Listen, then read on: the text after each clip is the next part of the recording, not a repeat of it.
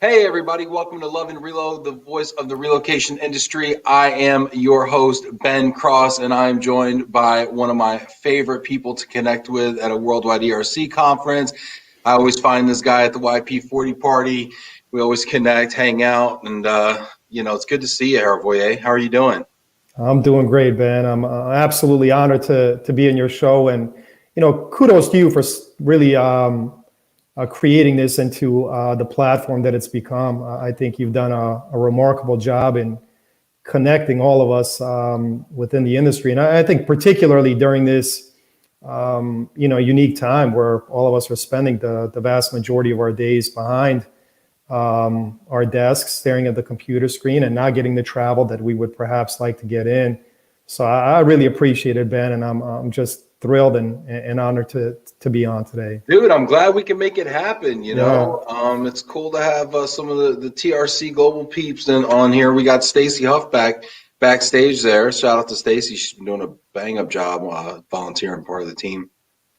Shout out to Dan Turner also. Isn't Stacy great?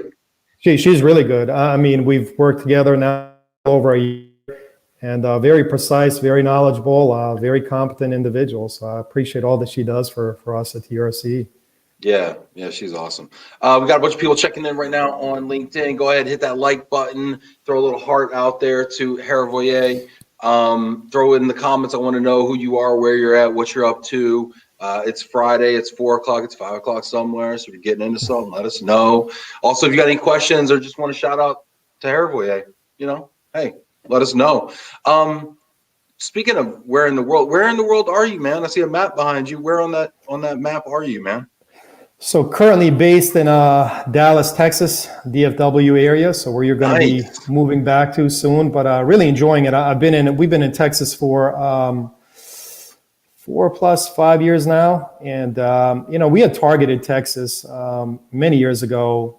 We've relocated quite a few times. The first corporate relo was from Connecticut to Illinois, and then from Illinois to Georgia, and then from Georgia to Texas. But just from a cost of living perspective, the economy being booming around here, especially even recently, I think it's taken off even more.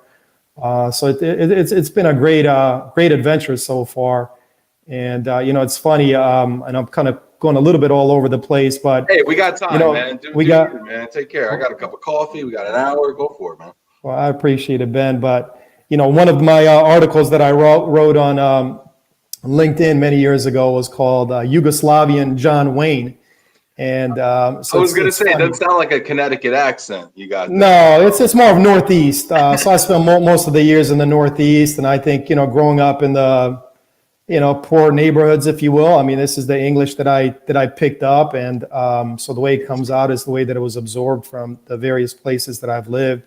But I was just going to say specific to Texas to further elaborate on my answer as it pertains to Texas is, when I pictured America, it was always kind of the wild west. And, it was always, I was a big time John Wayne fan. I love the cowboy Westerns. And so, to think, many years later now, after having lived here for, almost 3 decades, 20 plus years, I'm finally here at the heart of the U.S. and in good old Texas. So it's you ever go over to Cowtown over in Fort Worth and really get after the stockyards and the rodeo and any of that? Absolutely. So I mean, I've been all over, and I think with our line of work, especially being in business development, we get to wine and dine and entertain a lot.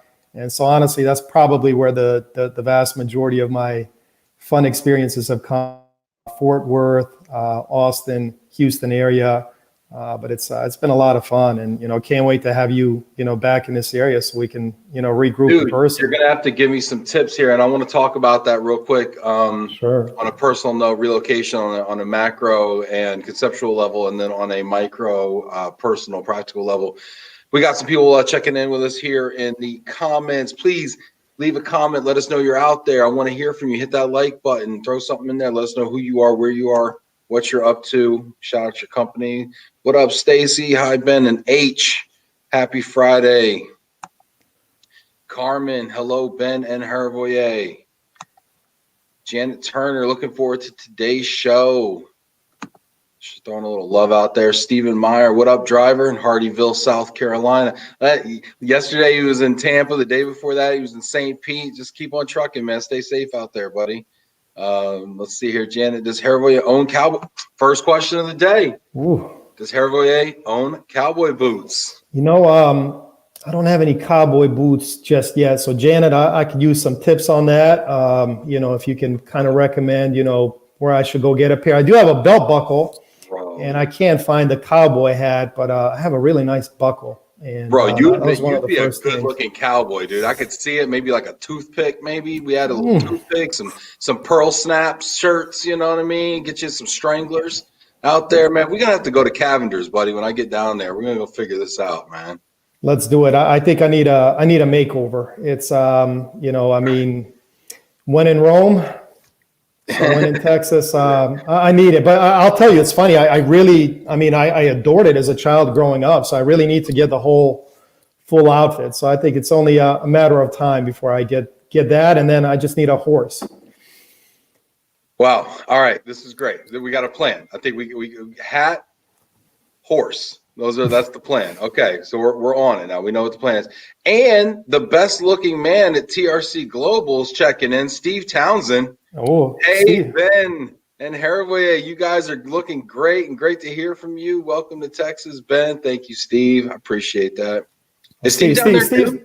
Steve's a great guy. So Steve is in Austin, and so I'm sure you'll get to see him and he comes up for Dallas and North Texas Relo professionals. So I know he's kind of backed off a little bit now that I'm in his old role, but talk about a great guy. You know, Steve is one of my favorite guys and just a very lovable guy, probably one of the most lovable guys in the industry. I mean, anytime I mention Steve's name, you can only imagine the types of sincere comments that come out of people's mouths. And it's funny you mentioned the most handsome guy. Steve is a good-looking man. I was just between you and Leo, but somehow Steve made the top 5 yesterday for Christina Blanc. I don't know. You and Leo are some good-looking dudes. Steve just swooped in there and scooped the whole thing. I don't know. I give it to him. So when we just recently released our holiday card, and if you look at the very top of it, there's a picture of Steve, and I sent an email to some of my team members, and I said, "Why does Steve always have to look so good?" You know, it's and he really should be a model. I mean, I don't know if it's for Relo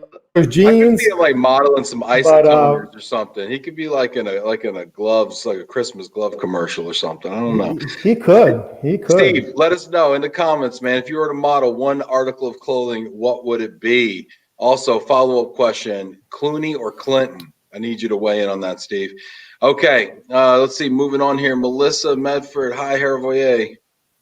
Awesome. We got people checking in. Mary Piper. Hello to you both. Looking forward to this. Hey, Mary. My cousin Katie. Hi, Ben. Come to Dallas ASAP. What up, Katie? I'm working on it. All right. Working on it. Let's see here. Erica Burton. Hello, H and Ben. Erica Chase, Ohio. OHIO. OHIO. What up? All right, Janet's saying Lucchese's are the Cadillac of cowboy boots. Let me tell you something. I agree. I got some Lucchese's. I got some Cayman Lucchese's, the Gator ones. Yeah, they're fly. They're so fly, bro. They're so legit, dude. And I'm thinking when we get the boots, I almost need that little. What's that little round thing called in the back? The Spurs. The Spurs. I need. Now, they're gonna mess up your floor, but they'd be so killer to walk into a Fort Worth saloon, rocking those click clank. Yes. You know, Hrvoje's in the house, you know, with a 6-shooter on the side, you know. Clint Eastwood style. Get you a little open carry permit down there in Texas. Just get crazy with it. I know. I really like those. It's I feel you. Brenda Thoney Johnson, happy Friday. What up, Brenda? Happy belated birthday. Teodora Ariel, ciao. Hrvoje, I am looking forward to hearing you talk, not just read your amazing stories. So let's talk about this just for a second. Hey, Dad's checking in. There's a Rome, Texas. What up, Dad? Yeah, man. So you've written some really cool articles on LinkedIn. You want to just like kind of quick tell us about some of those and maybe what your favorite one was? Yeah, I appreciate it. You know, one thing that I found, I think, like many, I'm trying to figure out a way. How do I best connect with others? And I've realized, look, work is a great thing. But I think if you can incorporate a personal touch into the work component, it tends to resonate the most.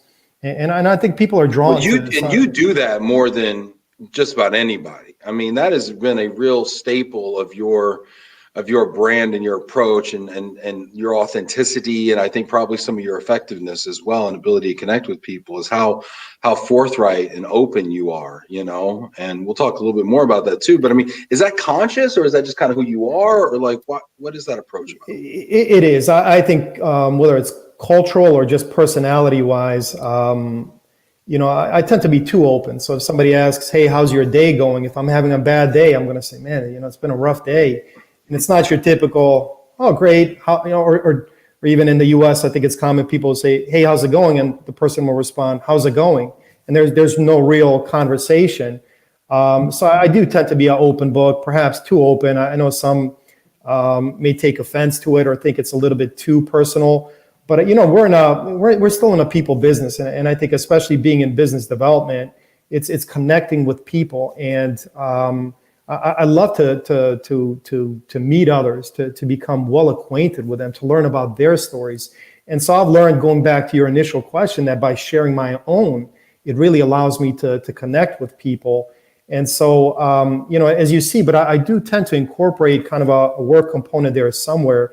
And I think especially during this You do this that. time is, you know, the challenges. And I certainly don't want to make it appear that I have the answers to everything. I don't.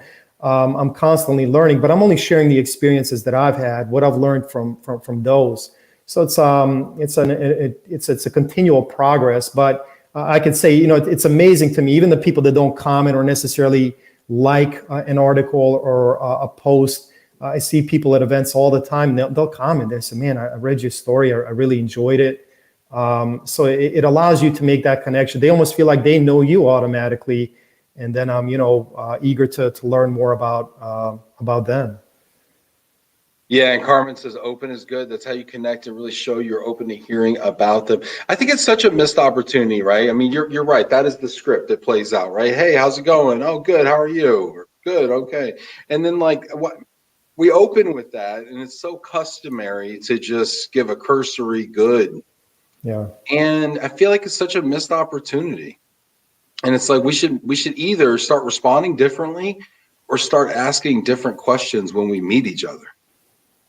No, I agree. I mean, there are certain customs, norms, if you will, that have just become norms because we do it for so often, and sometimes we don't even realize, you know, what we're saying. But I don't know. I mean, I sense this with you, Ben. Obviously, you've had a great success with this show, but you know, you're one of the people in the industry. I mean, anytime I see you at a conference, I give you a little dap, give you a hug, and right away we have a very meaningful discussion. And it's funny. I think it's always me, you, and John Zilka. I apologize, John, if I'm pronouncing the last name incorrectly.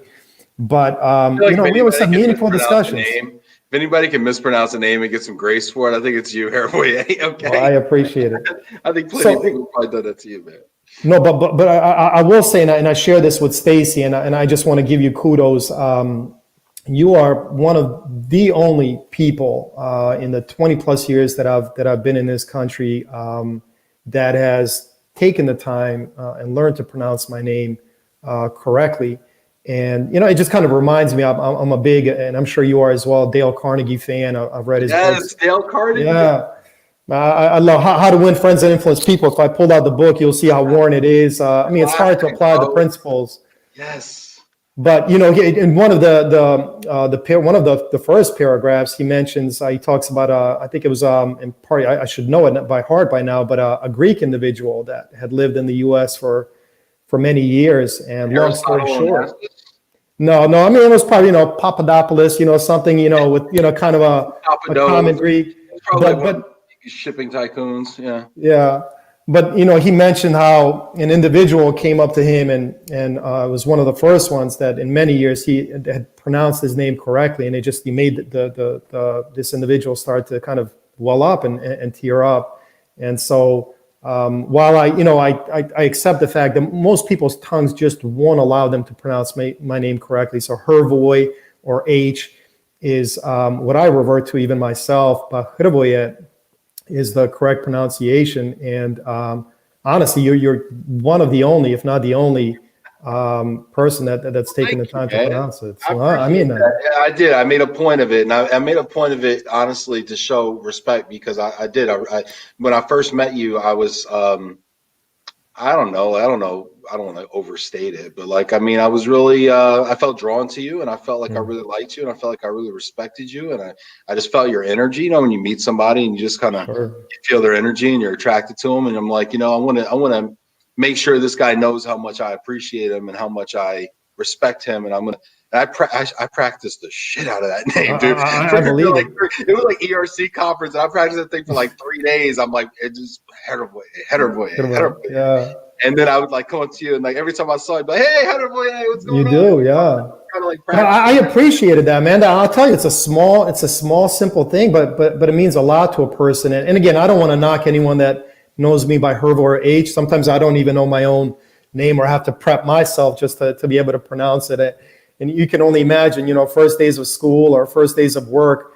I mean, it's always a topic of discussion, and I've had countless teachers tell me over the years, professors, and say, man, you know, I went home last night and I couldn't sleep because I was trying to learn how to pronounce your name. So please don't be offended if I mispronounce it. So I apologize to all those people that I've, you know, caused unnecessary stress to and kept them up at night. Well, I want to stay here just for a second because I want to actually take something away, give some people something actionable here. So How to Win Friends and Influence People. One of the principles in that book is a person's favorite sound in their own language is the sound of their own name. Okay. And it makes people perk up. You can hear it from across the room. If you're at a cocktail party and somebody's like, hey, Ben, like, huh? Somebody say my name. You know, we've all had that experience, right? And so the more you can use somebody's name, obviously pronouncing it correctly, it's just a great tip when it comes to winning friends and influencing people. So I would encourage people to focus on it. And then the other thing is I hear people say, hey, I'm not good with names. People say, oh, I'm not good with names. It's because you don't care. That's why you're not good at names. You don't care. You don't care. You don't practice it. You can say it a bunch of times over and over again. You could use it 5 times in a conversation when you first meet the person in order to make it stick. These are some of the things that I would advise. I'm not excellent with it, but I think I pay attention. I try. You know what I'm saying? So I would encourage everybody out there that thinks they're not good at names to try. And then the last thing I'll say, another tip is, because I've thought about this. When you go to meet somebody, right? What do? We play an internal scripting in our own head. Yeah, my name is Ben. My name is Ben. My name is Ben. Hey, my name is Ben. And I'm thinking about making sure that I nail my own name, you know, the whole time. And if I'm thinking about that, I'm not listening to what your name is. True. Right? How many times we meet somebody like right after they say our name, like their name, 30 seconds later, we forgot it. It's because we weren't listening the first time. We were thinking about our own name. So stop thinking about your own name because you're probably going to remember it. Start thinking about what they're about to say and then use it a bunch of times in a conversation. So. Excellent points, Ben. And just to even empathize with, again, you know, my wife is originally from Denmark, and there are certain words where, you know, I just can't pronounce, and my tongue won't allow me. So, you know, to those that can, I completely get it. But there's nothing worse than, I think one of the common reactions that I get is, or Harry, or whatever your name is, they'll say, and you know, I laugh about it. But it, you know, it kind of goes to show, like, whatever your name is, you know, it can come across a little bit, you know, insensitive. Well, you know what though, that's people compensating for their own insecurity about not being able to pronounce and remember it, right? So they feel stupid, and so they're trying to make it a non-issue, and by doing so, they're just being more hurtful. People are dumb sometimes. I don't know what to tell you. Let's see here. We got some cool stuff. In here as well. Happy Friday, Ben and Hrvoje. I'm learning a lot already. Thank you, Elena. It means a lot coming from you. Timothy Noag, love my old TRC team. Great meeting you back in January at RMRC. Hrvoje. Sean Ireland. This guy's definitely going to be on our Fort Worth trip. What's up, y'all? Hrvoje is one of my absolute favorite people in relocation. Victoria is also coming. She's down for the barbecue. Let's see. Jen, is Hrvoje a family name? Does it have a meaning? You know, so great question. So what I've been able to research, it literally means, so the way you say where I'm originally from is Croatia, well, Yugoslavia at the time of my birth, but it's Croatia now. And the way we say Croatia in my native tongue is Hrvatska. And so the first three letters of the name of the country are HRV. So Croatia, Hrvatska, I'm not sure how that English translation happened. But it literally, my first name literally means of Croatian origin, just in case I ever forget. So you can see the pride that goes along with many of the Croats. And even though my father was killed in a car accident before I was born, I think he played a big role on the impact of the name. But that is the actual meaning.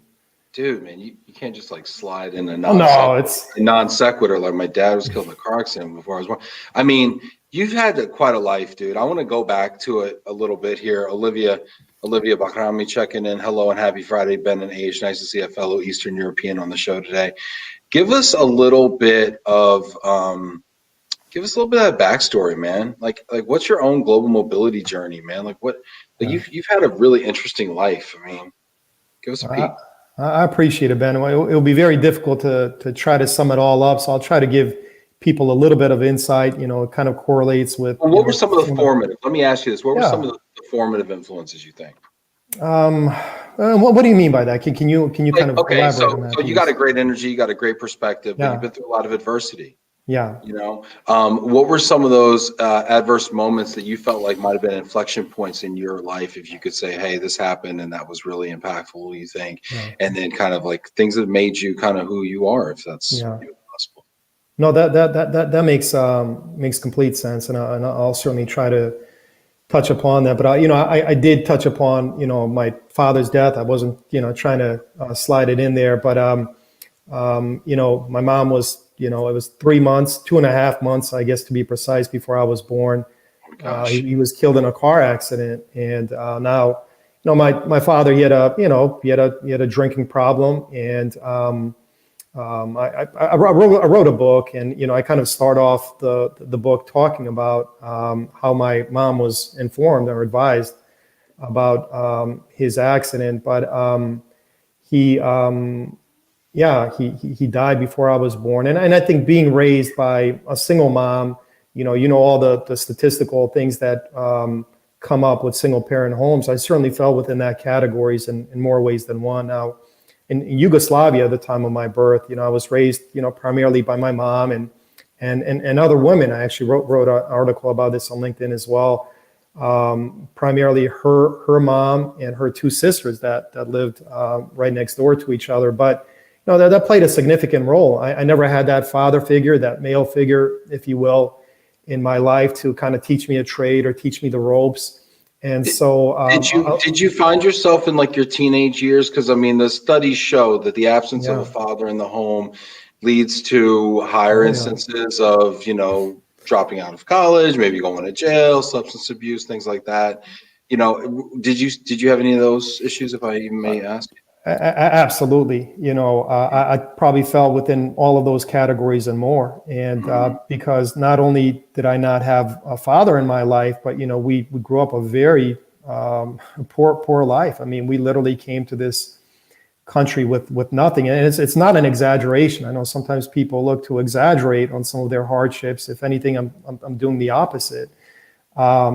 But when you put all those things together, it certainly contributed a great deal. My mom, she was a registered nurse by profession, but when we came to this country, she took odd jobs to be able to provide for us, cleaning homes, babysitting, dog sitting, and was never around. And so it gave me a lot of freedom. It gave us a lot of freedom to live our lives and kind of really to learn through experience, right? The good and the bad. And so for me, my brother was the opposite, very disciplined. But I think me being the sponge that I am, I tend to absorb hurt. I tend to absorb the hardships that are around me, particularly with those closest to me, my mom in particular. And, I didn't always react in a positive manner. In fact, the complete opposite. And so I often turned to things and substances. I mean, not to get into too much here, but that, trying to kind of, but, to try to escape the reality and the hardships. And I'm certainly, not the only one that will fall within that category, but that was my persona. Is my personality was it always I absorbed it. I hear you. I hear you. Let's see. We got a comment here. This is just a beautiful one. Carmen says, "Adversity causes some men to break, others to break records." William Arthur Ward. That's a Wow, beautiful never quote. heard that one. What? Yeah, That's no, nice. I can't say I heard that either. So we'll leave that up for a minute. So how old were you when you came over from Yugoslavia, Croatia? Yeah, 10 years old. 10. So this was, go ahead. And then you landed in Connecticut, was that right? No. So we actually landed in New York City. New York. But that was literally just a landing, kind of to change flights, and then from New York to Atlanta, Georgia. Oh. And so I lived. You grew up in Atlanta, though? Yeah, my first intro to America was the Deep South, ATL, baby. It's ATL. Lawrenceville, to be specific. But you can only imagine. I mean, going from, and keep in mind, Yugoslavia at the time. I grew up in a very smaller town called Vinkovci on the far eastern side of what is now known as Croatia, more country town. Had a beautiful childhood. Really, I couldn't have asked for a better childhood. But to go from that type of environment and to come to the U.S. and see these big lights. I mean, imagine landing in New York City for the first time at 10 years old. Coming from a country like Yugoslavia. So I didn't come from Yugoslavia, but I went to New York from Dallas when I was 5. And my mom, I was just talking to her the other night, and she was remembering when the plane landed and landing at LaGuardia, right on the water there, and then you seeing all the lights and everything, and she was remembering how awestruck I was, and the city is just especially if you're from anyway, incredible. So then you grew up in Atlanta, being from outside the country. What brought you to the United States? What was the opportunity to come over? So and like I said, this is where I can get into a lot of different things. Really, a lot of miracles took place, and honestly, if I were to tell you all the different stories, and I don't think we'll have the time to share them all, but it was really a miraculous set of events that transpired that allowed us to come here. So, something like, people often ask me, what brought you over, like yourself? And it was really a compelled move. So obviously as a kid, I mentioned America, I always glorified it. I kind of envisioned myself living in say, but it was really the war. So when the country erupted into war, we were there for quite a bit of the fighting. And it was, particularly difficult for my family and me because we had family on both sides of the battlefield, namely Croatia and Serbia, two of the sides that collided. And I was on the town that I lived in was very close to the border of Serbia, and we were hit hard. So, stuff you see in the movies, the sirens going off, I experienced that as a young child, jets flying overhead, being shelled really heavily. And like I said, I can get into a lot of different components, but, just it's amazing to me, all the things that took place that allowed us to come here. I'll share just. Well, how did you so did your mom have family here? Did she have a job here? Did you guys just come? Were you even allowed to? Was it kind of on the low? How did it even work out? Yes, so we got a visa that allowed us to come here. Was really a miracle in itself. I mean, my mom was literally walking out of the embassy where she had applied for a visa, walking out, Ben, no exaggeration. And she was trying to apply as a nurse because she thought that would help her out, and there was such a desperate need of nurses across really the world, and in the U.S. there was a shortage, and that didn't go quite according to plan, and she was told no, she was rejected, and literally walking out of the door, Ben, and no exaggeration, this is according to my mom's own account, as she left the door, a hand grabbed her, and a lady said, I overheard your conversation. It kind of startled my mom at first, and she said, I heard that you said you were a widow, and I want to help you out, and so kind of to tie that in, losing my father at an early age. It's amazing. Life is a very, it's hard, but it's also beautiful, and it's remarkable, the people that we meet, how things tend to work out and align themselves. And I don't believe in coincidences. And long story short, this lady that had overheard the conversation was able to get my mom a visa. But the couple that we stayed with, named Jane and Henry, really nice couple. My mom had met their parents when they were visiting Yugoslavia as kind of missionaries for their church. And so they invited us to stay with them. And we were there for several months until we got off living with another family and another family. And then, we started off living in, homeless shelters, the Salvation Army, Wow. Amos House. So, not your typical, relocation package, Wow. which makes it all that much more exciting to be in not this industry. the corporate housing experience that you necessarily get. I mean, wow, man, dude, your story is so cool, so inspirational. I appreciate you sharing it and being so candid and open. People are loving it in the comments. Please hit that like button. Send a little love out to Hrvoje and Dallas. Whereabouts in Dallas are you? Because I'm looking, man. So So we were just in Flower Mound Yeah. for the past 3.5 years, and then we bought in Forney, Texas, which is 30 minutes east of Dallas. And we like it a lot. It's a growing town. Kind of started off smaller, and we initially put out an offer in a home in Argyle. And we were about to start the building process. And where it just cut out real quick. You were putting in a home to build where? In Argyle, Texas. Oh, Argyle. And COVID hit. And long story short, it was a significant deposit that they wanted to begin the build. And I posed the question. I said, what happens if I lose my job? This is pretty serious. Right. Said, do I get any of that deposit back? And long story short, they said no. And so we kind of said, let's go for more of a quick move-in ready home. And so we were able to select one that was almost ready. We were able to still pick out some of the specs, but it worked out really well. It's Highland Homes, another employee-owned company, and very pleased, man. I mean, to think, you've seen some of the posts, and I posted on LinkedIn that I purchased the home. I'm here in my own office. Just a few years ago, I was in my.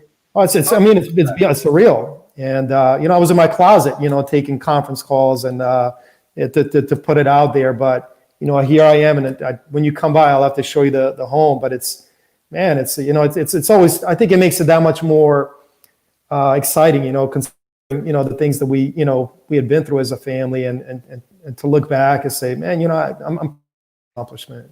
That's awesome, man. That's all. Hey, we got some really cool comments coming in. Keep leaving those comments, leaving those likes there. People are shouting out Highland Homes. This is great. Veronica, wow, such a strong story. Lots of love. Erica's loving the story too. Tim's just talking about winter. All right. Thank you, Tim. Appreciate you. Just kidding. Let's see. Val checking in from Texas. The stories of how things line up, work out are my favorite. What is meant to be, we'll find a way. That's right. Jana says, Hrvoje, thank you for sharing your story so vulnerably. Leo's loving it too. What up, Leo? Leo's a good guy. Good dude. Good dude. Yeah, I gotta pronounce it like the Spanish way. I gotta say Leo. Leo. Right? Yeah. So it's funny, speaking of names, I called him Leo for the longest time. And my boss, Craig, our boss, that we have, and he said, it should be Leo. And I said, oh, that's good to know. Now, Leo is unique in a sense. It does translate to English, to Leo, where Hrvoje doesn't translate to English, So, of Croatia. Somebody could call you of Croatia, I guess. Yeah. Janaina checking in from Rio. That's great. What's up, Janaina? My very good friend, not to be confused. Annette Walters, hello from Dallas. Thank you for sharing. So many good Dallas Relo people. All right, we've got a couple questions here, and leave some more questions. We're also going to do a top 5 segment as well, but I want to hear from your questions. Your questions are always better than my questions, so please leave them down there.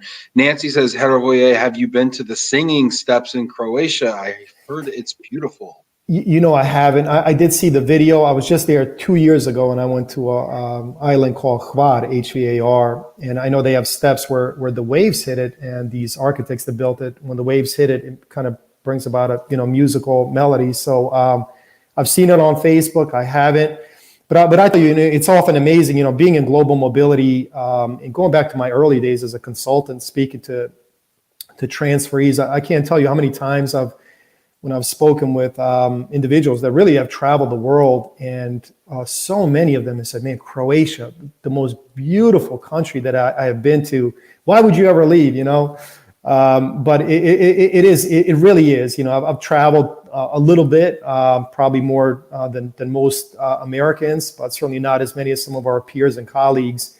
But it is a beautiful country, climate-wise, the culture, the people, and yeah, really a beautiful place. And I think those that have visited can certainly attest to that. Yep, definitely. Let's see. Steve Townsend. Ben, you're the best at these shows. He's only saying that because I call him the best looking man at TRC Global. But thank you, Steve. He probably won't mention it, but Hrvoje is an amazing dad. Ask him about his family. I wanted to talk about this, Hrvoje. Yeah. And man. All right, let's do it. Let's get into it, man. Tell us about your family, dude. So, I mean, I'd say as a husband, my wife would say I'm a work in progress.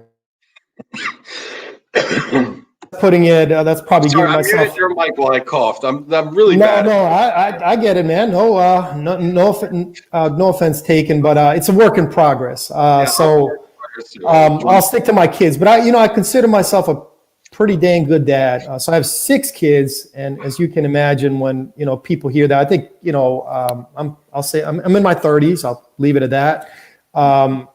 But I have 6, man, 13 and under. My youngest is 3. My oldest is 13. I don't ask me their birth dates, but 4 boys, 2 girls, and man, they keep us busy. But at the same time, one I would have never thought. I think like many, I thought maybe 1 boy, 1 girl. That was the ideal plan, or no kids. And to each his own. But we ended up with 6 beautiful children, and yeah, fortunate to have them. I mean, they drive me crazy, as you can imagine. But I can't picture life without them. So I'm going to ask you because you've been open about this, and it's really been a source of inspiration for people, and that's one of the things we like to do also on this show is give topics and ideas and people space that maybe they wouldn't otherwise have. But you've been really open about your daughter, right? And why don't you share with people, if they don't know, your daughter's story? Yeah. So Kayla was born. I mean, I'll just get right to it. Was born with no arms, and you think of that as a parent. One of the things you look forward to, and this is my oldest child, my first child. The one thing you look forward to is that 20-week ultrasound, right? To find out the gender, to find out the health of the child. And I'll try to, sum it up as quickly as I can. But, we went to the ultrasound. And of course, looking back, some things are 20/20 in hindsight, right? But the technicians are not able to divulge too much or share too much, those that have been through the experience. And I was working at Cardis. I'll just come out and say it at the time. And I ran out during my lunch break, for the ultrasound. And initially I was asking, is everything okay? Everything okay? And technician was, nodding her head, and then just got quiet. And again, some of this is looking back. Long story short, I asked for the gender. She said the child was facing in such a way where she couldn't tell. Finally, I kept pressing. She said, it's a girl. I said, okay, I got to run back to work. I was kind of new at the time in my IAC role. And I sent out an email to everyone saying I'm having a baby girl. My wife calls me up literally, just a few minutes after I had made the announcement and bawling. And she said, our doctor wants to meet with us. And of course, I knew something was wrong. And we met with our doctor, and she said, I'm going to get right to it. And she said, I strongly urge you to terminate this pregnancy because there are numerous complications, no legs, no arms, facial deformities, and so on. And so it's one of those things as a parent that, it blows you away, right? I mean, you don't expect to hear something like that. Maybe, something more common like Down syndrome or this or that. But to hear missing limbs, and facial deformities and, I keep saying long story short, but I do have to try to sum it up quickly. We decided to press forward with the pregnancy. My wife did, and it was her decision, her choice. And our daughter was the fact that she was born with just no arms was really a miracle and a blessing. But she's been a really an inspiration, I think, for so many, including myself. I mean, try to imagine your life for a moment, not having arms and the things that we do on a daily basis. And now for her, a lot of it is second nature. But there's still challenges that she faces, whether it's people staring at her or the things that she cannot do as easily, even though she could do more than Well, most she's with arms. incredibly capable, though, too. I mean, seeing some of the videos and some of the things you shared, swimming and some of the other things, and dancing too, right? I think Oh she's. man, you should see her. She's qualified, and this is the thing. She's like voice audition. She's qualified for the best choirs, and these are blind auditions. So it's not like, oh, let me have a little sympathy for this child with a unique circumstance. No, blind auditions. A remarkable singer, and her dancing, she has to qualify for that. So she qualified for an elite team. I need to get back into it and post some videos, but. Yeah, man, give us some She's updates. determined. I mean, she's amazing. I need to, and I do this, and it's sometimes it's not for. I'm not trying to do it for self promotion, but I do find that people connect with this with these things, and they find inspiration through it. Whether it's me sharing my story, I enjoy reading other people's stories just as much. One thing that I often say is, my story is not. It's unique. As are all of our life stories. They're unique and custom. But the thing that makes a difference is I've taken the time to share mine. And one thing, going back to just connecting with people, we all have a story to share. And that's the beautiful thing in our business is often as I'm meeting with people and talking about their global mobility programs and trying to assist them with those needs, I love to get to know people on a personal level. And it's been amazing how many people I've met over these last many years within the industry that have, equally remarkable, if not even far more impressive stories. Yeah, I mean, to your point, I mean, sharing these stories, and this has been one of the hidden gems of this show, is sharing these stories has given other people, I think, a sense of community that might be going through some of the same things. Yeah. And knowing that other people are going through some of these things as well. I think, I mean, here Jana says, unbelievable. We have so much in common. She is amazing. She's great parents. We encourage her to do it. She's an inspiration. Our stories are unique, and when we share them, we can encourage others and make tremendous impact. I mean, I mean, that's what it's about. So, I mean, I love it. And for everybody watching this right now, I mean, your story doesn't have to be as amazing as Hrvoje's. For you to share it and for it to be your story and for it to be relevant and for it to also be an inspiration and a point of community possibly for somebody else. So, I would encourage anybody that's watching this, I mean, share your story, be open, be a little more open maybe than you have been in the past, because there's somebody out there going through the same thing, even if it's just like mental health through COVID or relationship issues or whatever. I mean, share your story. Hrvoje, that's tremendous. I appreciate you sharing, and please do give us some updates, and please post some more stuff too, because we're kind of like in Kayla's corner here, and we kind of want to see what's going on with her and everything, because we all kind of feel like I feel like we, a couple of years ago you were kind of sharing a lot, and I know how it is, right? Things happen and whatever, but we'd love to all see an update. So I appreciate it. But I want to get into some other things here. So we got a segment called Top 5. Okay, so this is something new that we've been doing on LOVE+RELO. Yesterday's Top 5 was pretty amazing. That's where we learned that Steve Townsend was actually the most hunkiest guy at TRC Global, which, I mean, makes sense. It was close. It was close. Let's just say that. So let's hop into the top 5 there. Stacy, you want to hit it? Top 5 stressors of a domestic relocation. So this is something I'm about to go through. And for some reason, I felt like doing this to myself. I wasn't asked to move. I just said, what would be a good idea? To stress myself and my family the heck out. Let's do that. Let's just do that. It's Friday. We're going into the weekend. It'd be cool. Moving, not. All right. Anyway, top 5 stresses of a domestic relocation, Hrvoje. Let's see what you got.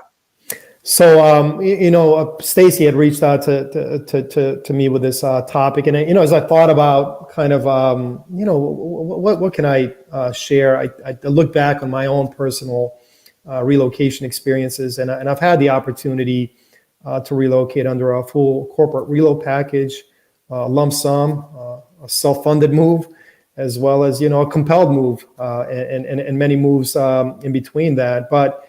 Looking back at some of those moves that I've had to make, and most of them as a family man with a spouse and children, I really try to think about what can the top 5 be.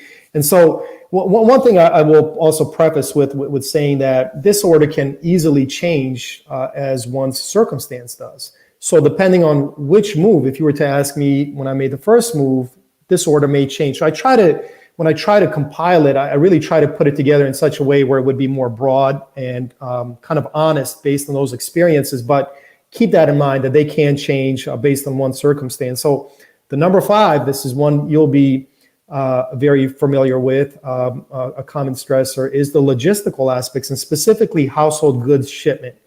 And so now, yeah, so it depends. Obviously, if you're doing a lump sum, you got to arrange it on your own. Now, don't get me wrong, lump sum was a nice thing. Who doesn't like money? I like money. When somebody says, "Hey, I want to give you money," the money, of course, is at the front of the mind. But you have to arrange it all. You have to, there's a lot of worries and components that go along with it. Where on the full corporate reload side, when I actually had movers come in and pack for me, I mean, for me, that was unlike anything that I had experienced. And it's like, wow, people are doing this. It eliminated that and certainly minimized that. But even if you're receiving the reload package, just quickly, Ben, is just the organization of it, determining what am I going to keep, what am I going to dispose of. It could get stressful, definitely a big stressor when making a domestic move. Yeah, when I talked to my wife today, I told her that, hey, we've got a mover and they're going to do a full pack for us.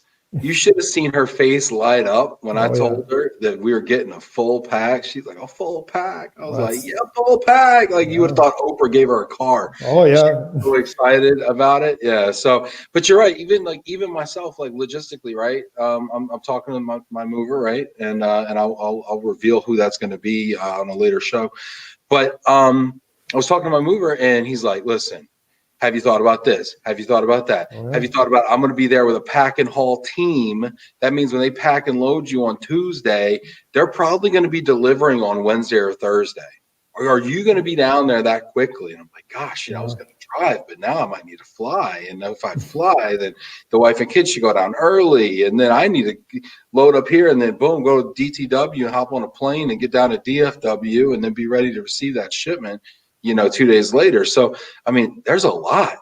Yeah. There's a lot. And then God forbid you're closing on your house and like some people close, like they do it like the day before close. And then what if the move goes a third day and now your closing gets bumped? I mean, all sorts of stuff from a logistical standpoint, a planning standpoint. Let's hear number 4. So number 4, I put selling and finding a home. And I kind of lumped the two together just because of the other ones that I wanted to mention. So you're going through this. And it really depends on the move. I mean, this could be number 1, this could be number 5, depending on the scenario. Is it a hot market? Is it a weak housing market? Are you getting the price that you want?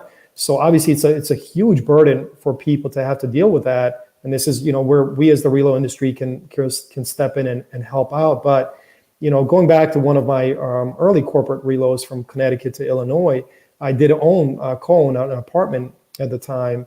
And we decided to rent it just because of what made sense for us. But that was a huge burden to think, oh my goodness, what are we going to do with this? How are we going to deal with this financial burden? And so for so many people, including yourself, most recently, it really is such a big component. And to have agents in place like we do, to be able to sell it in such a quick turnaround time, really can eliminate such a huge stressor. And then finding a home on the opposite side, and you're going to be going through this already, going through it, is equally stressful because you have to find the right neighborhood, you have to find the right home. Are you moving to a more expensive area? How's the cost of living? Are you able to get the same type of size home that you had in the home location? And so definitely, and again, keep in mind these can fluctuate up or down depending on one circumstance. But selling a home, finding a home. So in a home sale program, right? Let's say I work for a company that has a home sale benefit, right? Sure. What aspects of my home sale are covered as benefits? So, I mean, it depends what home sale program you go with. And again, I'm preaching to the choir when I speak with you. Like what's typical? Like it is like my real estate commissions. Like is that covered? So like the 30 grand of real estate commissions that I'm going to end up paying, like my company would normally pay that. Yeah, the agent fees, the closing costs, and again, depends on the type of a home sale program that one is receiving. Obviously, the most generous is, the guaranteed buyout, the GBO, and these are not only do they cover such expenses, but for anyone that's struggling selling a home, this is where the company, the RMC in particular, can step in as that middle person and really acquire that home from the individual. Does that Make kick sure it in? gets sold. Does that kick in after a certain amount of days? Yeah, Like, is it? typically the GBO, as you know, Ben, I mean, depends on the policy. So some policy provisions, in particular, this is certainly more common for executive level employees, but, 60, 90, 120 days. I mean, I've seen some where they authorized it from the onset. And so, they say, hey, if it doesn't sell in 2 weeks or 30 days, we want to do the guaranteed buyout. We don't want this individual having any stressors, but 120 days, 90 days. This is where we work with agents on ground, right, to say how good is the market. During the recession, obviously, it's a tough market. Where are they coming from? So all of those components have to be taken into account. And so, as an RMC, as you well know better than anyone else, we really work with companies and individuals to determine what home sale program is going to be the most efficient. And the buyer value option, the BVO, is certainly the most prevalent and the most common. Now, on the finding a home side, so Yeah. we're moving to Dallas. We're going to rent for a year. We're going to look around, see where we want to end up, make sure everything's kosher with the the income and everything, right? And be comfortable, and then we're going to probably pull the trigger in 2022 on a house, right? That's the plan. Who knows, right? So we're going to rent, but we want to rent a house. My wife's like really adamant. I'm not moving back in an apartment. Got too much stuff. Got these little kids. Sure. They need room, and I need an office. So we're going to rent a house, right? Yeah. And one of the best decisions I made was actually to hook up, and I'm going to plug Aaron Flores at Victory Relo, because he specializes in rentals, and he put me onto his agent Jay, who set me up with a like a service, just like as if I was buying a house, and it would send me like how to go on the market. Well, it sent me rentals that were going on the market. So I before that was using like Realtor or Zillow to look for rentals, and I mean, it was all right, but the ones that he's giving me now, like and every day they're in my inbox, all queued up, nice and ordered. I said, I want to be 20 minutes from my mom in Plano. I want to be in a great school, 7 or better. I need, 4 bedrooms and an office, or 5 bedrooms. Like, I gave him my specs. Yeah. And I'll tell you what, working with a realtor, but a lot of realtors don't like doing rentals because it's a lot of work, and like houses don't pay good commissions. Like apartments, you might get the first month, but the house only gives you like a few $100. So they really bank on you using them to buy the house the second, when you actually decide to buy. So we'll cross that bridge when we get to it. But hiring a realtor, even if you're renting a house, would be a big tip I would offer. Yeah, I mean, I've done it both ways, where we've kind of found the place on our own, or we did a lot of online research, but having an agent is always helpful. I mean, they can certainly do a lot of the legwork for you, show you those communities. So when we first moved to Flower Mound in Texas, we rented a home as well, and the agent was able to show us some beautiful homes based on the specs and the criteria that we had shared with him, and talk about alleviating you of some of those burdens, stressors, responsibilities. It's a huge help. But there are just so many resources, and it's always unique for us being in the industry, talking about these issues, and the irony of when we go through it ourselves, but you can only imagine those that are doing it and that are not even familiar. And when they have individuals like us, our organizations, our expertise come in, it really just helps out tremendously. And for sure. Yeah. For sure. All right, let's get to number 3. So the number 3 is impact on social life is a huge one. No matter what move I've made in my life, I mean, look, you're leaving behind a great circle of friends, potentially family members. Now, again, because of, I think, today's technology, we're able to remain connected with so many, but there's still something about that personal circle that's near and dear to you. It was very difficult for me to come to Illinois, Texas, Georgia, and and leave my family behind. Ironically, my brother, who also works for an RMC, ended up relocating to Argyle, Texas. Really? Yeah. And so, it's, but leaving that social circle behind, it can be extremely difficult. Not just for me as the relocating employee, let's say, but for my spouse, the partner, the kids.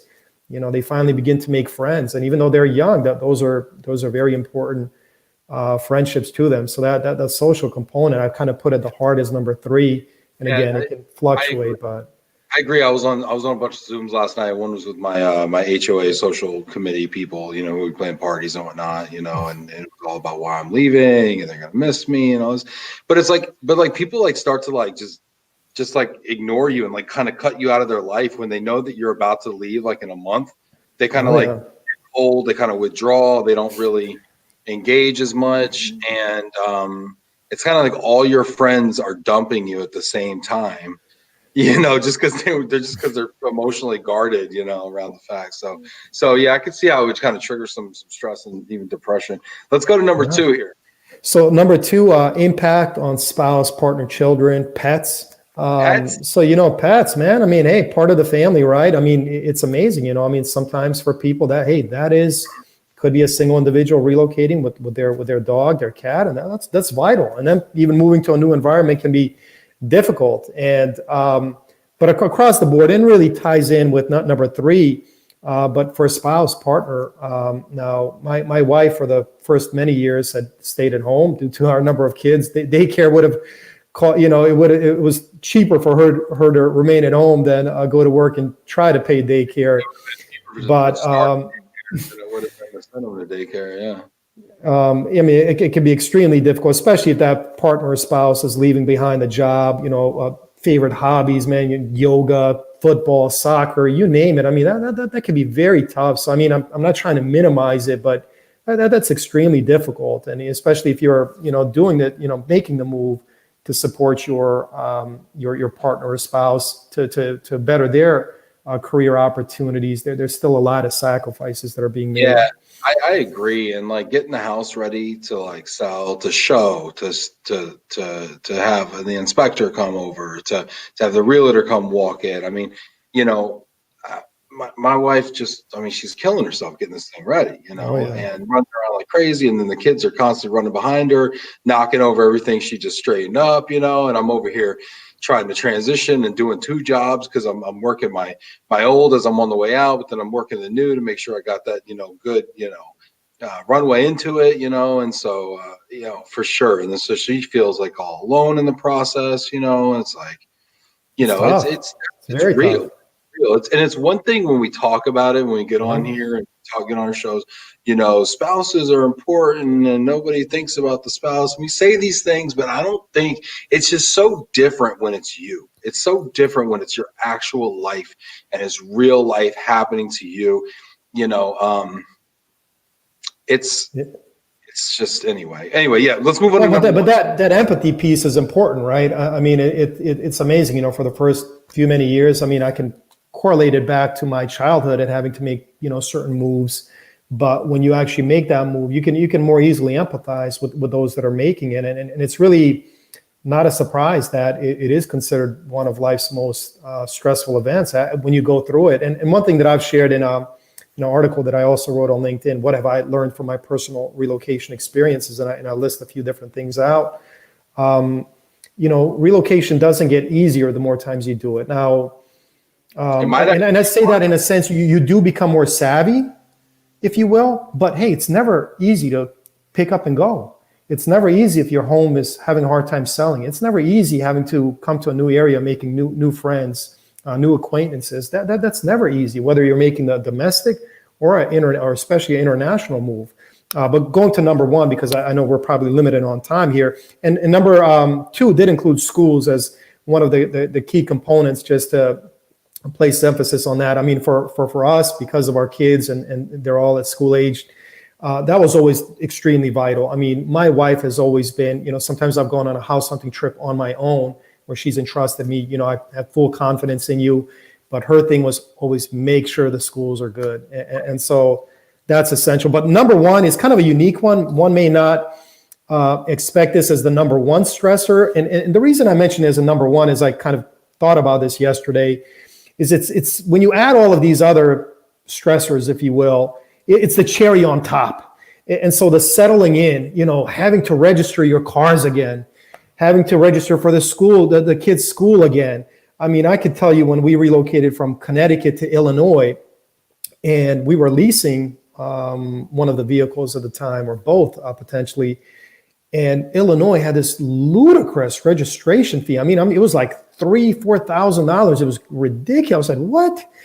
But just to have to go through that, to wait in the line at the DMV, and hooking up the utilities. And I know there are a lot of places that assist with these services, but that almost ends up being the kind of the straw that breaks the camel's back, is just having to go through that again. And sometimes you don't think about the little things because you're so focused on the big things, and then the little things become even greater stressors than the big ones, or certainly add to it, if that makes sense. And from a household goods standpoint, right? So they bring all the stuff into your home, and they put it on the first flat surface in the room of choice. Yeah, sure. If there aren't any flat surfaces in that room, Yeah. like bedroom, I mean, everything's going on the floor. In the kitchen, everything's going on the island and the countertops, right? And it's all in boxes, right? Okay, well, maybe you get a partial unpack. Most companies aren't offering full unpacks anymore. So maybe you get a partial unpack. It might be like 10 cartons. It might be mattresses and mirrors. Well, like, where's the plates? Where's the forks? Where's the cups? Where's all that stuff? My kid wants chicken nuggets. Where would I put it on, right? It's funny. And you're in a cardboard castle of boxes, and you're like, where is everything? Or you get a full unpack, and again, it's first flat surface, room of choice. So now all your dishes are piled up on the countertops, and it's like you just had Thanksgiving dinner, right? Everything's on the countertop and piled up, and now you got to put this stuff away, and you're like, where do I put it? I don't even know. How it fits. I mean, it's stressing me out. It's a lot. It reminded me, as you were sharing that, when I relocated from Illinois to Georgia. So I made the move on my own. My wife was 9 months pregnant at the time, about to give birth. And luckily I was able to fly back before I don't even know, number 4 was born. I'm losing track. But long story short, I get to this place that I found during my house hunting trip. And I realized, I was like, oh, I'll be fine, and I go and buy food, Walmart or Kroger, whatever store it was. And I get there, and I'm about to go, and this wasn't a fully furnished corporate apartment. It was an empty apartment that I'd selected for my entire family, a good size. But I realized, I'm like, I don't have pots and pans. I'm like, how am I going to cook this stuff? What am I thinking? And so it's funny, those things just, this kind of the light bulb goes off a little late, but it's like, I can't believe I didn't think about this, maybe not having utensils around. So it's those little things, and you've gone through it before, and you're going to go through it again with your family, and I'm curious to hear more about your experiences. After you make the move. I plan to document it, actually. As you should. Yeah. And hopefully put it out in like a series that people can check it out. Again, every time I move, I do this every single day for other people. And yet I do it for myself. It is the most unsettling, unique, terrible experience. Even when there's a good move, it's still terrible, right? So this is great. That's a great top 5, Hrvoje. Well done, sir. Leave a little like and a heart there for Hrvoje's top 5. Maybe a little round of applause there for that as well. Well, I know it's Friday, kind of the week before Christmas, so I don't know how many are tuning in. I'm not expecting too many because it's love you, man. Well, no, it's good to see some people. I know I'm off next week. I'm looking forward to it, and Christmas week, and Friday. I know a lot of people get out early, but I really appreciate those that have taken the time from their schedules to tune in and to comment and like. So kudos to all of you out there doing that. Thank you all. And that's actually a great segue. We are off for the next 2 weeks. So we are off for the next 2 weeks for the holidays. We will be back next year. Stacy was right. She said this is the last Love and Relo of the year, as she celebrated and popped a bottle. And No, but no, seriously, we're going to be off for the rest of the year, but we're going to be back and better than ever on January 4th. We are doing a Brexit week. So between now and then, I kind of want to say hopefully Brexit happens. So my Brexit week isn't a total bust, even though I think it's a terrible policy. So we'll see what happens with Brexit between now and then.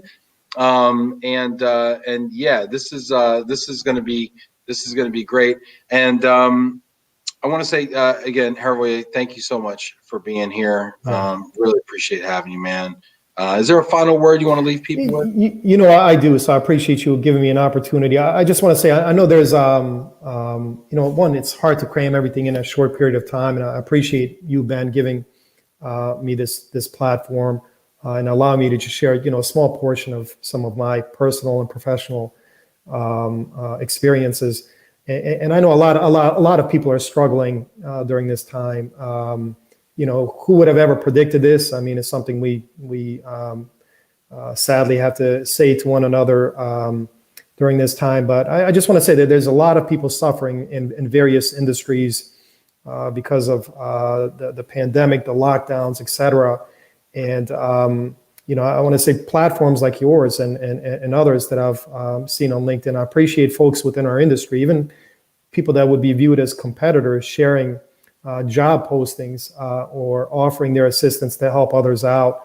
You know, it's been great to see people come together, and you know, I'm hopeful and confident, like many, that you know we're going to get through this, and that you know it's important to help others out when we're down, because and you know, one thing I know, we didn't get into too many of my personal kind of trials or experiences, if you will, but I will say that I don't want to claim, again, to know the answers or to seem like I know how to get out of those difficult times. I've been knocked down too many times, whether it's tripping over my own 2 feet, you know, poor decisions that I've made, which are countless times throughout my life, or things beyond my control, like the war or a pandemic that nobody could have predicted.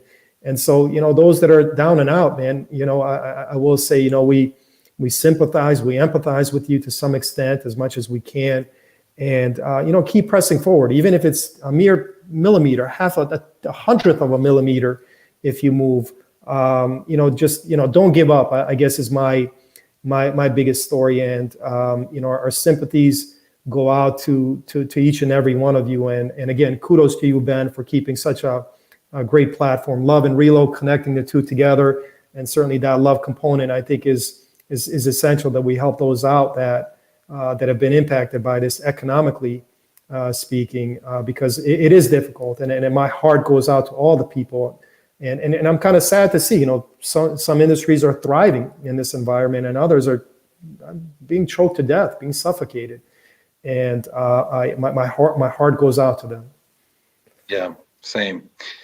And just a little, you know, Merry Christmas, Happy Hanukkah, all the holidays. You know, this is the last show of the year, so I suppose it is fair to also kind of look back and say 2020 was a doozy of a year. But I think when we look back, I hope that we will also see the new opportunities and the new beginnings that come with the inevitable closures and downturns of things. That, you know, it's also a year of new opportunities and new beginnings and things that are shifting and changing.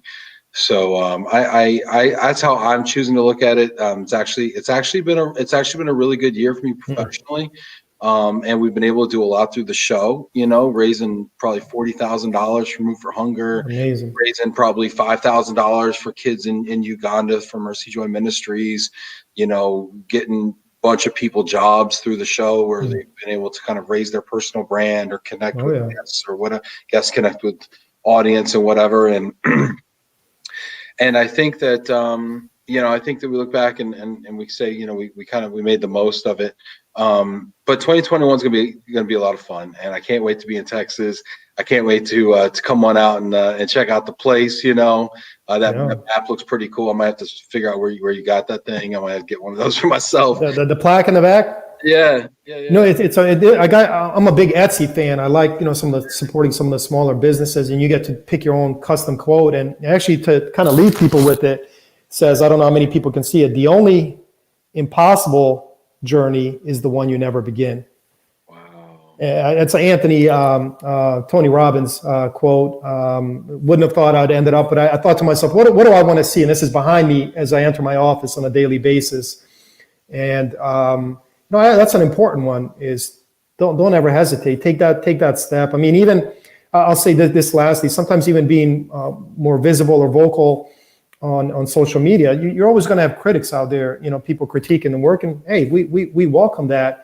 But the famous quote of don't knock the man in the arena. He's the one doing it. And don't be afraid to take that first step, because the only way you can do it is if you just sit back and do nothing. So yeah, for sure. Everybody have a wonderful holidays. Have a happy and safe new year. And we will see you in 2021. We'll see you in 2021. We'll see you in 2021, everybody. Happy New Year, happy holidays, and thank you again, Hrvoje. yeah.